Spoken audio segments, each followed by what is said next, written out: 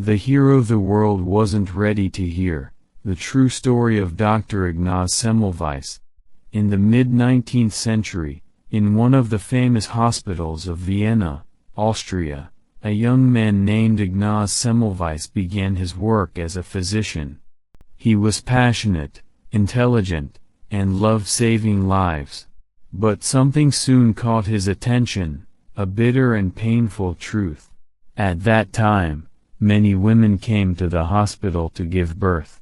The hospital had two wards.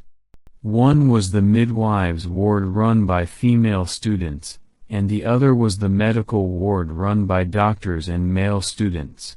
But there was a serious problem. In the medical ward, many women would die after giving birth due to fever, infection, and ultimately death.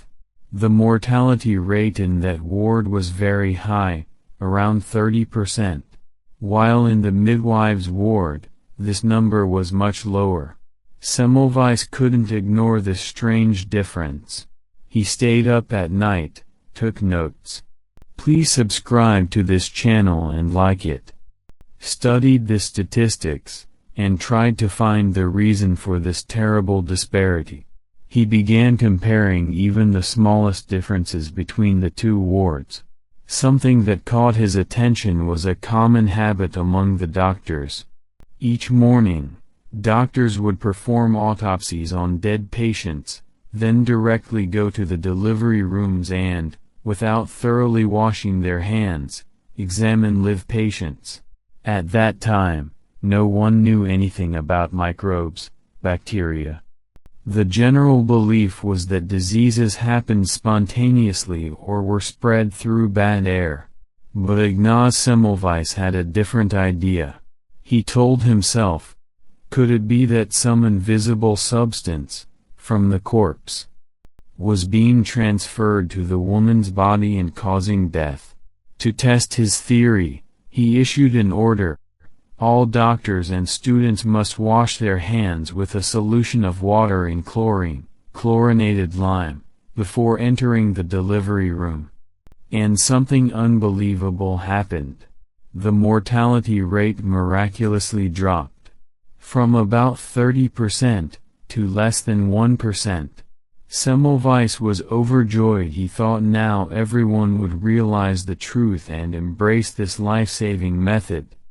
But instead, the medical community at the time strongly resisted his idea.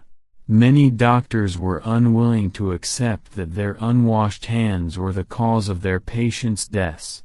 It hurt their pride. Many called Semmelweis insane.